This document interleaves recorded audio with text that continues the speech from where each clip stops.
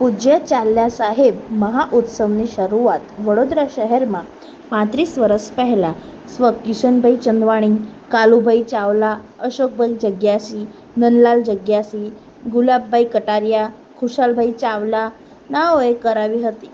ભગવાન ઝૂલેલાલ પ્રત્યે સિંધી સમાજના ભાઈઓ બહેનોને ખૂબ જ આસ્થા જોડાયેલી છે.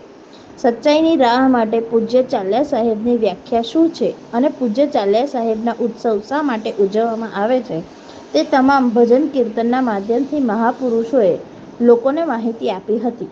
આજે વડોદરા શહેરમાં સિંધી સમાજના 10,000થી વધુ લોકો પૂજ્ય ચાલ્યા સાહેબનો ઉપવાસ કરે છે.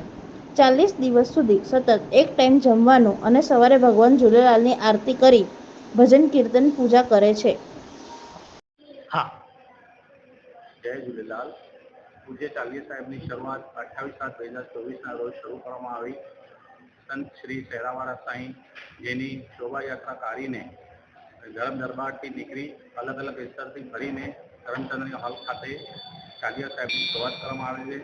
ચાલ્યા સાહેબ એક પૂજ્ય ઉપવાસ તરીકે ઉજવવામાં આવે છે, જે 40 દિવસનો ઉપવાસ રાખવામાં આવે છે. જ્યારે સિંધ પ્રાંતમાં મૃત ભાષા દ્વારા સિંધી સમાજ ઉપર અત્યાચાર કરવામાં આવ્યો હતો, ત્યારે બધા સિંધી સમાજના આગેવાનો ભેગા થઈને સિંધુ દરિયા કિનારે 40 દિવસથી પ્રાર્થના અને ઉપવાસ રાખીને ઝૂલેલાલ સાંઈને પ્રાર્થના કરી. ત્યારે અંતર આત્માથી ત્યાં આકાશવાણીથી એક અવાજ આવ્યો અને શ્રી ઝૂલેલાલ સાંઈનો અવતાર થયો અને એમને એવું કીધું કે જે મૃત ભાષા છે, જે એમને તમારી ઉપર અત્યાચાર કરે છે, એનો હું અંત કરીશ. અને ત્યાર પછી આજ સુધી આ ચાલ્યા સાહેબનો વ્રત રાખવામાં આવે છે. ચાલ્યા સાહેબનો ઉપવાસ જે લોકો કરે છે એ સાદગીભર્યું જીવન 40 દિવસ ગુજારે છે. સાદું પહેરવાનું, સાદું ખાવાનું, ઉપવાસ રાખવાનું, જમીન પર સૂવાનું, ચપ્પલ નહીં પહેરવાનું, એ પ્રમાણેનો ઉપવાસ રાખવામાં આવે છે. અને દરરોજ સવાર સાંજ ચાલ્યા સાહેબમાં આરતી કરવામાં આવે છે ઝૂલેલાલ સાહેબની. ઝૂલેલાલ સાહેબના અલગ અલગ રૂપ છે, જેવી રીતે જ્યોત સ્વરૂપ કહેવામાં આવે છે, જલ સ્વરૂપ કહેવામાં આવે છે, દરિયા સ્વરૂપ કહેવામાં આવે છે. એવી રીતે અલગ અલગ સ્વરૂપ તરીકે એની ઓળખાણ છે. જે ઝૂલેલાલ સાહેબ છે એ સિંધી સમાજના ઈષ્ટ દેવતા છે, જે દરેક સિંધી સમાજના લોકો ઈષ્ટ દેવતાની પ્રાર્થના કરે છે. અને જે ઉપવાસ કરે છે એમનો એક જ મકસદ હોય છે, એના ઘરમાં સુખ સમૃદ્ધિ અને શાંતિ થાય, વિશ્વમાં શાંતિનો સંદેશ થાય, વિશ્વમાં શાંતિ થાય, એ પર્પઝથી આ ઉપવાસ રાખવામાં આવે છે.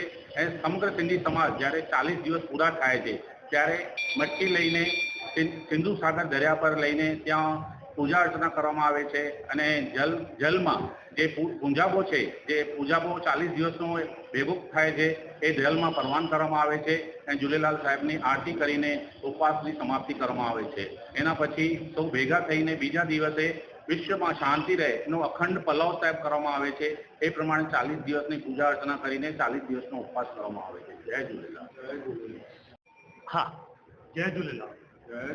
પૂજ્ય ચાલ્યા સાહેબના દિવસના અનુસંધાને અમારી સિંધુ કોઓપરેટિવ બેંક જે વારસામાં આવેલી છે, ત્યાં રોજ સવારે 9:45 વાગે નિયમિત રીતે આરતી થાય છે અને પલવ પણ થાય છે. અને અમારા ઈષ્ટદેવ શ્રી ઝૂલેલાલની પ્રાર્થના અર્ચના થાય છે. જય ઝૂલેલાલ.